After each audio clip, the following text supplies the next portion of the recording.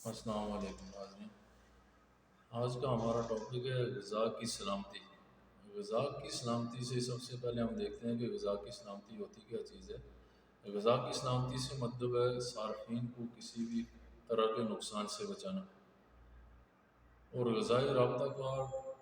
کی حیثیت سے جو غذائی رابطہ کار ہوتا ہے اس کی یہ ذمہ داری ہے کہ وہ صارفین کو، گاہک کو کسی بھی طرح کے نقصان سے بچائے، اور ہمیشہ اس کو محفوظ کھانا مہیا کرے۔ محفوظ کھانے سے مطلب یا سالم کھانے سے مطلب وہ کھانا ہوتا ہے جو کھانے سے گاہک کو کسی بھی طرح کی کوئی بیماری نہیں ہوتی یا کوئی نقصان نہیں ہوتا۔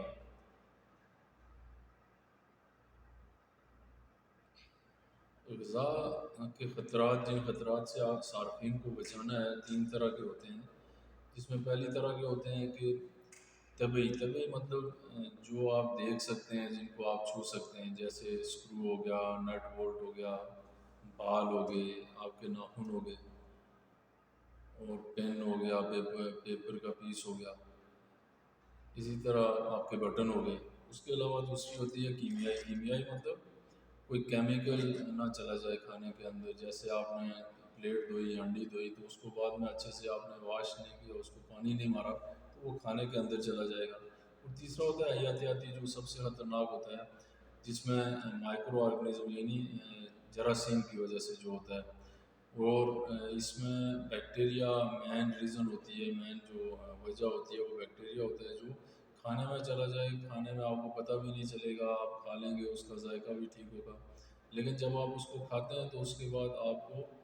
پیٹ میں درد ہونا شروع ہو جاتا ہے، آپ کو الٹی آ جائے گی، آپ کو وومیٹنگ اور آپ کو ڈائریا یعنی پیچز لگ جائیں گے، اور آپ بیمار پڑ جائیں گے۔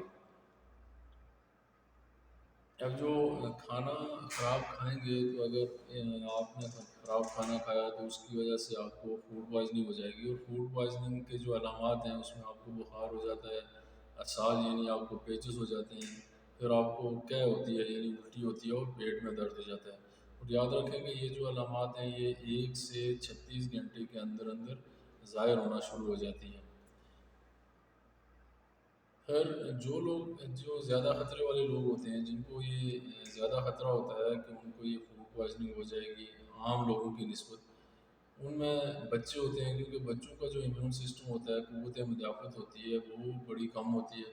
دوسرا بوڑھے لوگ ہوتے ہیں جن کی عمر 60 سال سے زیادہ ہوتی ہے، ان کی قوت مدافعت بھی کم ہوتی ہے۔ پھر جو بیمار لوگ ہیں، بیمار لوگ چونکہ آگے ہی بیمار ہوتے ہیں اور وہ ریکور نہیں ہوئے ہوتے ہیں، ان کی قوت مدافعت بھی کم ہوتی ہے۔ اور حاملہ خواتین جو کہ ان کے پیٹ میں بچہ ہوتا ہے، اور وہ جو ان کی قوت مدافعت ہے وہ 2 حصوں میں تقسیم ہو جاتی ہے، بچہ بھی وہاں سے ہی خوراک لیتا ہے، اور ان کو سب سے زیادہ خطرہ ان لوگوں کو ہوتا ہے۔ اگلی ویڈیو میں ہم ایک نئے ٹاپک کے ساتھ آپ کی خدمت میں حاضر ہوں گے، تب تک اجازت دیجیے۔ اللہ حافظ۔